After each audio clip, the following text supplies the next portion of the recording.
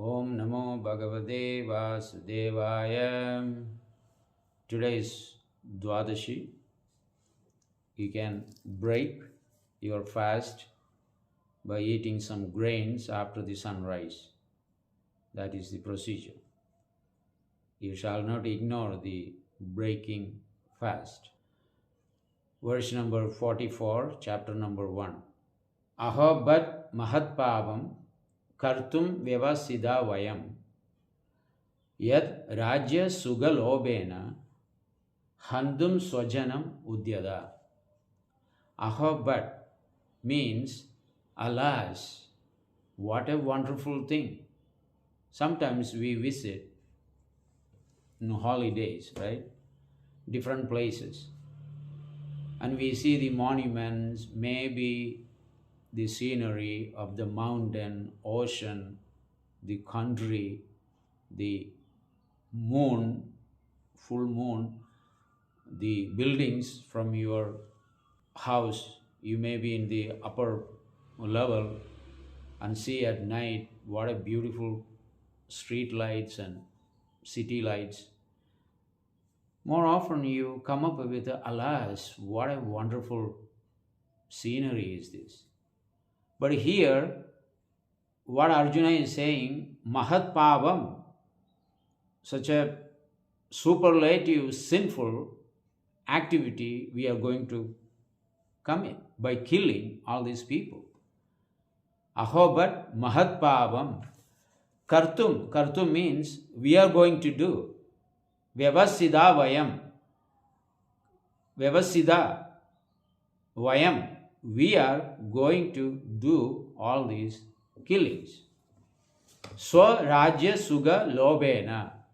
Why? Because due to the excessive greed to enjoy the wealth that we have created, or someone has given, or we have earned it, or the ancestral level, generations after generation, it is handed over. This wealth that we try to enjoy. We are not actually seeing in the backside, the death is patting us. Don't worry. You may enjoy, but I am there behind you. Be prepared to go with me at any time. So he is just patting. Because Maharaj is invisible, we are unable to see him. So here Arjuna is saying, because I want to enjoy the opulences of Sukha Rajya, the wonderful facilities of the empire. When you are a prince or a king, you are served by hundreds and thousands of people. Some refreshment, some fruits, some dry fruits, some delicious, in fact, juices. Every step that you make in the palace, some servant is always with a tray. So Sugarajya Bhogena. So we are trying to enjoy these facilities given by God without God. So it's become Lobena. Lobena means excessive greed. Therefore, Arjuna is indicating to Krishna, don't you think, my Lord, by killing Swajana means our own people, O Madhav, killing is something awkward. We shouldn't be doing this. So, in this way, Arjuna was keep convincing the Lord, preaching to Lord Krishna, thinking that Krishna is actually wrong here and I am the right person because I am standing on the morality, but Krishna is not standing and he wants to slaughter these people. I don't accept this. These are maybe his direct or indirect expression because he is the best friend and he also knows Krishna is God. When he was few days, 6 days, 3 days old, he killed the gigantic demoness Putana, then Shakatasur, then Keshi, then Arishtasur, then the list goes on. Bakasur, Agasur. Arjuna knows all these things. Such a wondrous activities Krishna has executed when he was very little child. He knew, but he wants Krishna to bring out his spiritual knowledge. So far they know Krishna performing all these mayas, illusions, and killing demons and enjoying the opulences of the spiritual and material worlds by erecting Dwarika and marrying 16,108 girls. That also appearing to the kingdom, killing the Kshatriyas or whatever the match they organize, Krishna wins and take the princess' hand and marry her. All these things were doing, but Arjuna never heard the philosophy of Krishna consciousness from Krishna. So therefore, he is telling Krishna, no, my Lord. So that Krishna will speak the truth, who he is. Now, let us take it in a different way. That even if Arjuna is seriously thinking Krishna is immoral and unethical, the Lord is always being the absolute. He cannot do anything wrong. Even if he does something, that is also right. That is what happened in the Mahabharata war. He told Yudhishtir, you go and speak a lie to Dronacharya. Unless you speak a lie that his son Ashwatthama died, he will not give up his weapon, or he will not feel lamentation. If he doesn't feel lamentation, he's not going to drop the weapon. If he doesn't drop the weapon, there is no way you can ever kill him. So therefore, you have to accept my advice. Go and speak lie. Yudhishthir said, no. I never spoke a single lie, O Keshav. So why you induce me to speak lie? Krishna didn't take it seriously or felt offended. So he went to Bhima and told, there is an elephant called Ashwatthama. You kill him. And he went to Yudhishthir. Bhima is going to kill an elephant called Ashwatthama. At least you say, Ashwatthama, elephant died. Rest we will take care. Yudhishthir said, that I can do. Dronacharya was fighting, horrifying fight, killing thousands of people with one arrow, which expands into hundreds and thousands and go and pierce the heart of the soldiers. In order to stop him, there is no other way, because everyone knew Dronacharya was so attached to his son. He cannot live without him. And of course, he had taken the advantage of that, seeing the father's sentiment, who Ashwatthama. So now Yudhishthir went near Dronacharya and told him, Ashwatthama, Hathi means Kunjara, actually has killed. That time all the Pandavas are also went with him. So when he uttered the word Kunjara, Kunjara means in Sanskrit is an elephant. They all made different kinds of sounds and noise. So Dronacharya heard Ashwatthama and died. He didn't hear Kunjara. He became very sad. In the first place, Bhima was shouting, Ashwatthama died, Ashwatthama died. He was going here and there and telling, and in front of Dronacharya also he went and told Ashwatthama died. And everyone actually said that. Dronacharya didn't believe that. He said, if Yudhishthir tells me I will believe. So in that way, he went near Yudhishthir. Yudhishthir also went forward to hear what Dronacharya has to say. So when he went there, is this true? Yudhishthir, Ashwatthama died. So that time he actually said this. And when he heard that, he dropped his weapon. He got on from the chariot, sat on the ground. So taking advantage of that, Drishtadyumna went and cut off his head. So now, why we are making this point? Krishna told him to speak a lie. Yudhishthira Maharaj refused.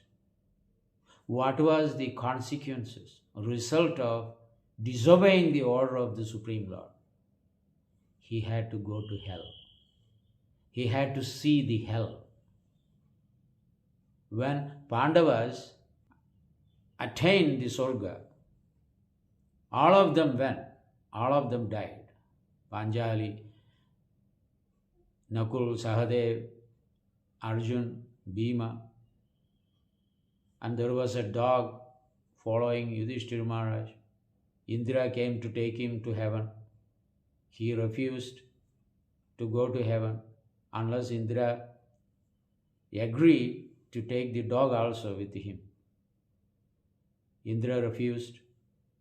No, we cannot take this earthly dog in heavenly planet. So he said, then I don't want to also go with you.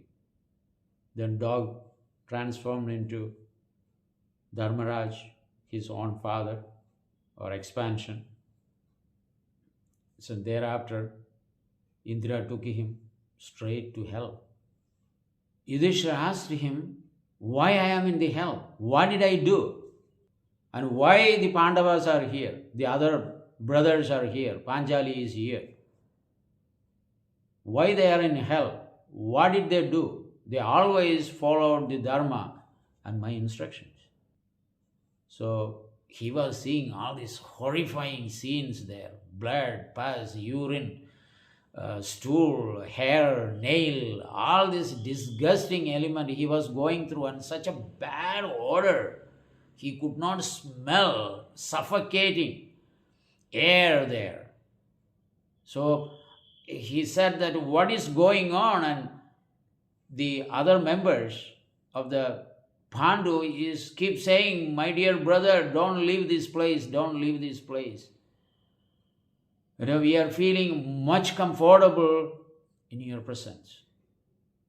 So therefore Yudhishthira asked, why is this going on? He was also become mad. So when his madness broke out and it's become so severe, Indra disclosed the truth. No, these are your brothers, but they are all here because you disobeyed the order of the Supreme Lord. When he told you to speak a lie, you didn't hear. So that is the reason you are in the hell. Boom! In 1 second, the hell disappeared and it's become heaven. This is the evidence. Yudhishthira Maharaj, like Dharmatma, there was no comparison to his majestic ruling. Even the demigods used to surprise to see after the Mahabharata war how he was ruling the earth planet, India. And hundreds of thousands and millions of people were so happy. They had no problem. All the heavenly opulences, not only he had, and he also gave to everybody, but he personally was completely detached. He had it, but he was always renounced. So this is the mood of the Lord and devotees.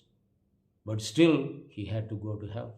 After obtaining all these blessings from the citizens and the rishis and sages and the demigods, still he went to hell. To see the hell. Because disobeying the order of the Supreme Lord